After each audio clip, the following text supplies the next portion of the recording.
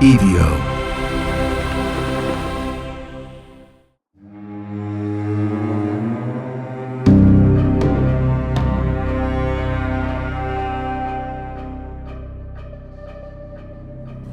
Welcome back to The Devil Within.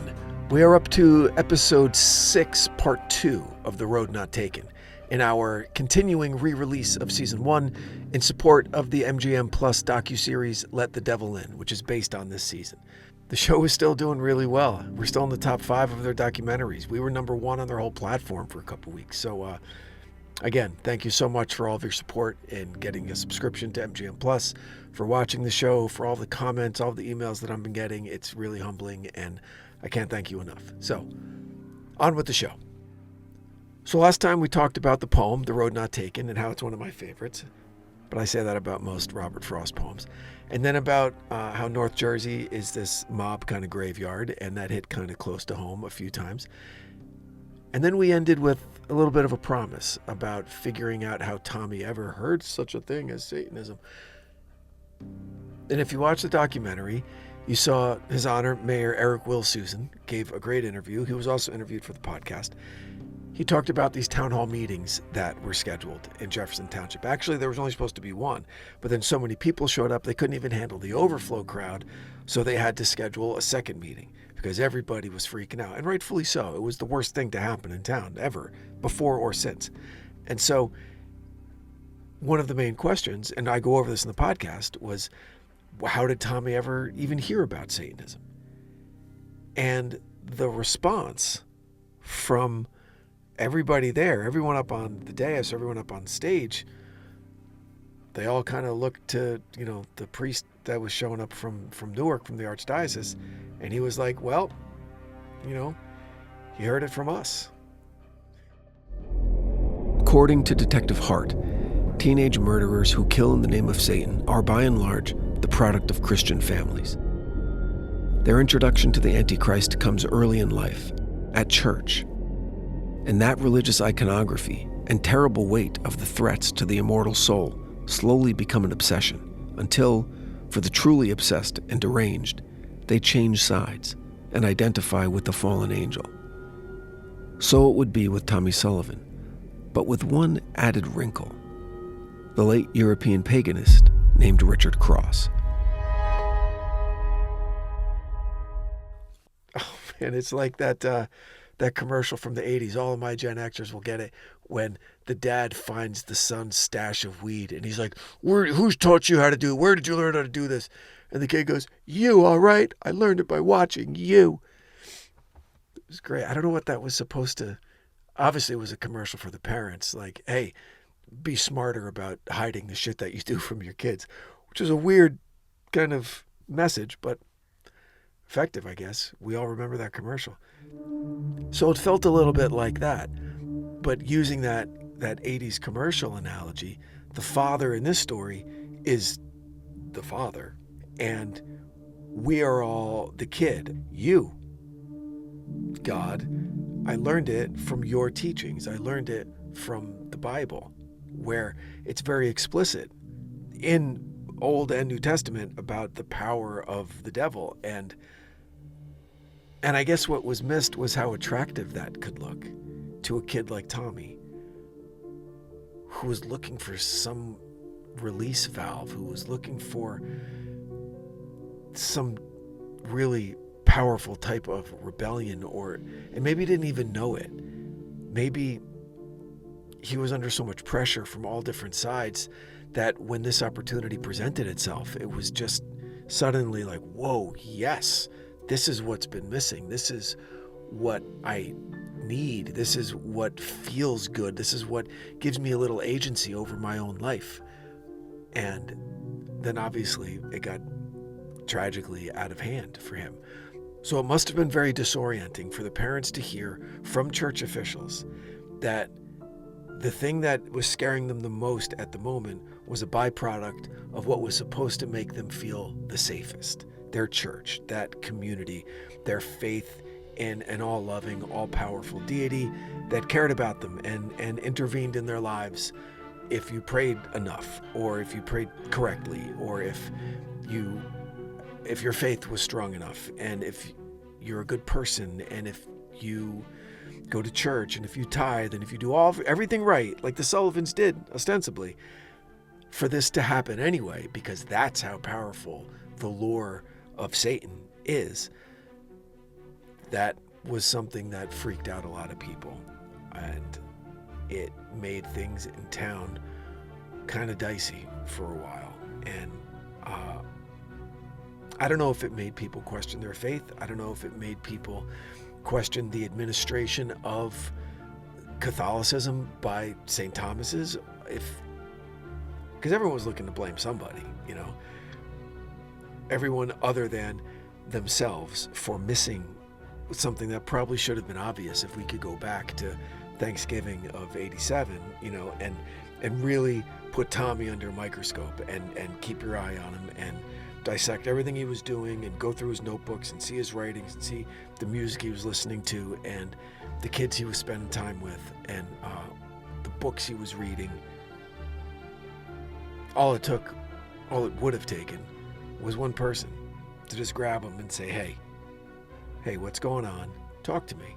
We're going to lock ourselves in this room until we figure it out. And I don't know, maybe that's an oversimplification of a solution, and hey, maybe someone did do that. I'm sure people tried, or I hope at least that people tried. But so that was one of the big takeaways for me from this episode and from the entire experience in this whole tragic series of events, was not where blame was laid, but an explanation of Tommy's understanding and acknowledgement and exposure to Satanism. The church. You've been out there? Really? Or something to that effect. And that's exactly what he got from Tommy. Enthusiasm over the prospect of potentially crashing a satanic ritual in the woods on the edge of town. Lance would have known all about it through the braggadocious older man his sister was dating, and from whom he learned his current behavioral pattern. Though he didn't know the reason for the increased activity at this time of year, but we know.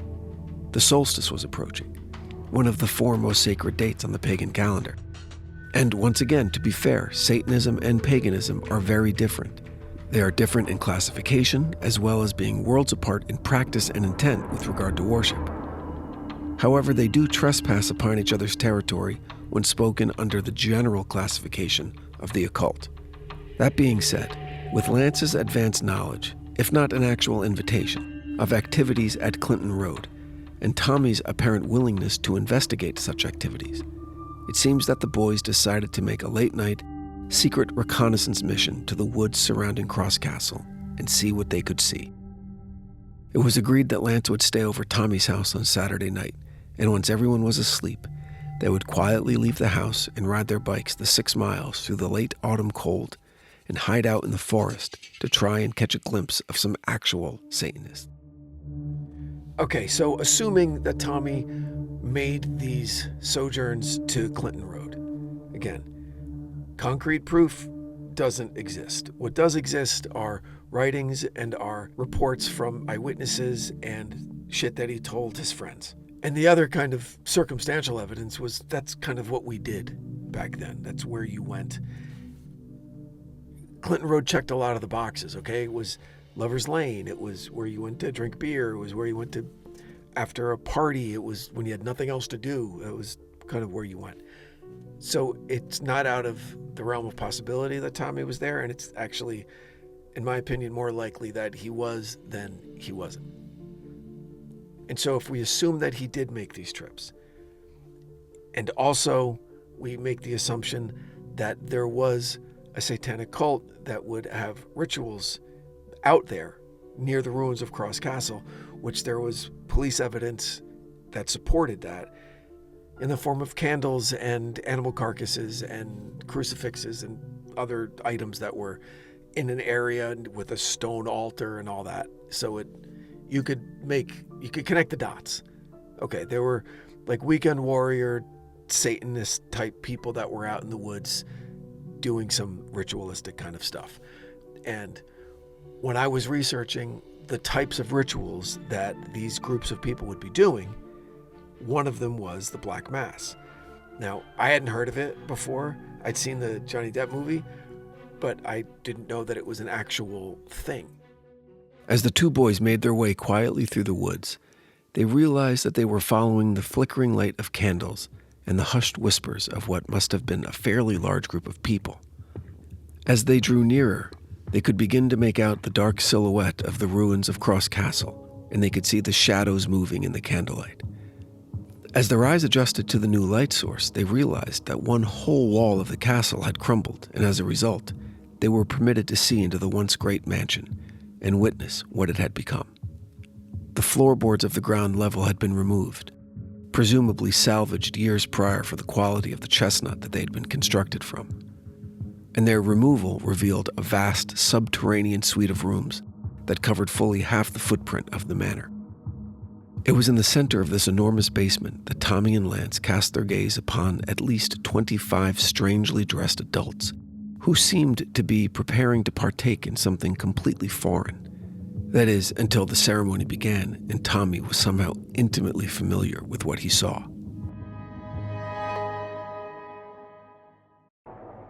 The satanic ritual of the Black Mass can be traced back to 14th century France, where militants and subversives would perform the inverted Mass as a blatant mockery of the traditional Catholic Mass, considered to be the holiest of the Church's rites, as it invokes the ultimate communion with Christ when the faithful ingest the body and blood of their Savior through transubstantiation. If the traditional Mass carries the intention of absolution of sin and the promise of a closer relationship with God, then the Black Mass calls for the celebration of sin and a complete separation from the Nazarene Christ. And it follows exactly, but in reverse, the formal order of the traditional Mass. That's why Tommy recognized what was going on and why he found it so interesting. He had participated in the Sunday Mass as an altar boy for years, not to mention wedding masses and funeral masses. He knew exactly what he was watching, even if he didn't understand the glaring differences. But he understood one thing very clearly. They were not celebrating God. The Black Mass they witnessed would have consisted of the following: a priest in either red or white robes, the Messianic avatar in a loincloth with a crown of thorns, 4 attendants in hooded black robes wearing ceremonial masks, the female altar dressed as a Catholic priest until the ceremony begins when she will be stripped naked, 4 disciples also in hooded robes but carrying torches, and the satanic avatar, all in black, wearing a horned goat mask. In preparation for the Mass, the female altar will be led to a table where she will eventually lie down and be secured at the wrists and ankles within a pentagram drawn in chalk. The air will be heavily incensed, inverted crucifixes hung on all walls, and black candles, along with torches of the disciples, giving the only light for the ceremony. After the invocation, where Satan is asked to preside over the ritual, the players take their positions. We refer to the participants as players because it is highly rehearsed theater. It's a show. Regardless of the veracity of the players' convictions, it remains a stunning rebuke of the Holy Church in the form of a production that borders on farce. They even rewrote the Lord's Prayer. Our Father, who was in heaven, unholy be thy name. Thy kingdom here, thy will to bear on earth, far away from heaven. Give us this night our recompense, and succor us in our tribulations. Lead us into temptation, and deliver us to pleasure. For thine is the kingdom, the power, and the glory, for us to share forever. Now enters the avatar of Satan, and with his arrival, so begins the denunciation, with the first accuser denouncing the bloodshed and misery perpetrated against innocent bystanders in the Bible, all while the Nazarene does nothing to stop it. The accuser then yields to the censurer, and the denunciation continues with the humiliation of the blind followers of the impostor god, the Nazarene. The physical blasphemies of the desecration come next, and these vary wildly from sect to sect. Almost always it involves some sort of defiling and subsequent denial of the Eucharist by the attendants and the priest. The messianic avatar is then crucified upside down on an inverted cross. The crescendo of the ritual, the liberation, now comes when the crucified avatar, of his own volition, descends from the cross and discards the crown of thorns. He is then surrounded by attendants who drape him in robes and offer him a chalice of red wine. Prayers are then offered by the priest, imploring the children of darkness to go forth and conquer their world, casting out tyrants, both real and spiritual, destroying idols and symbols of power that have kept them in subjugation, and giving loud and passionate permission to engage in all pleasures of the flesh. Wine is then offered to all participants, and the ceremony comes to an end.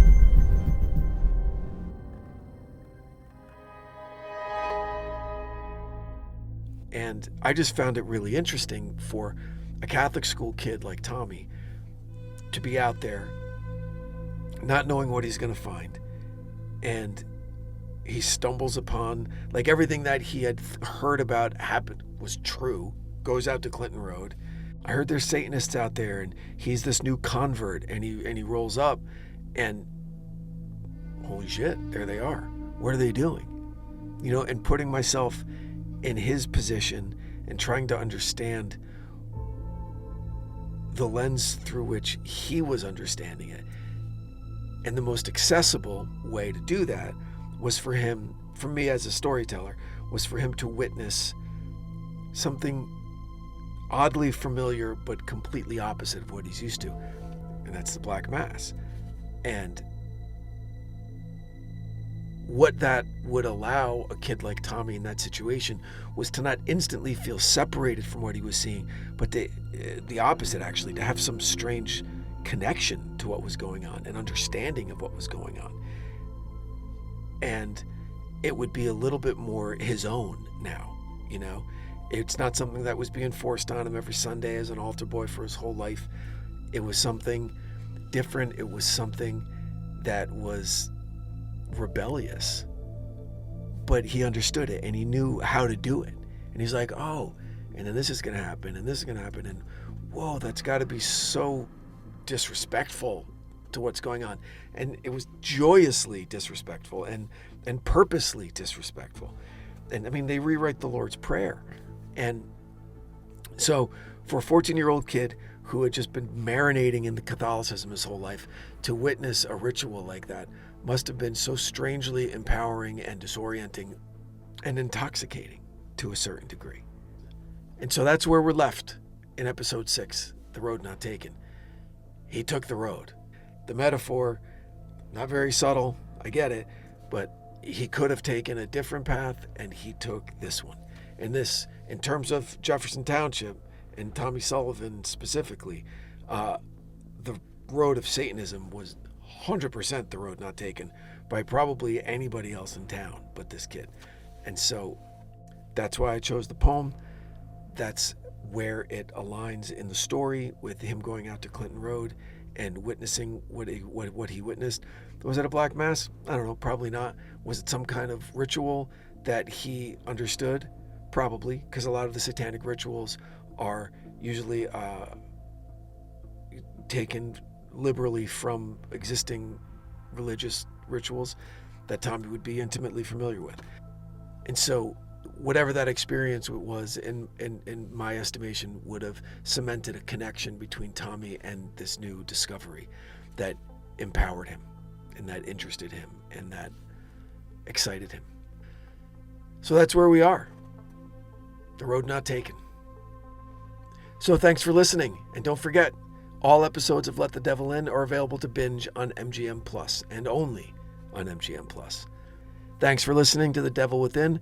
This has been part 2 of The Road Not Taken Redux, and our continuing re-release of Season 1. Hope you enjoyed it. Please make sure you're following The Devil Within wherever you get your podcasts. You could go over to Apple or Spotify, rate and review the show. Every little bit helps. And don't forget, we're on YouTube now.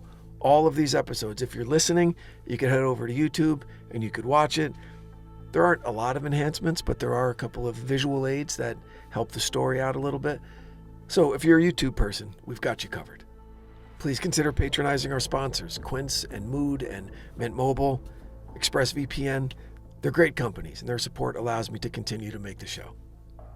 Until next time, stay safe out there. The Devil Within is an EVO production, recorded live at Bel Air Studios in Los Angeles, California.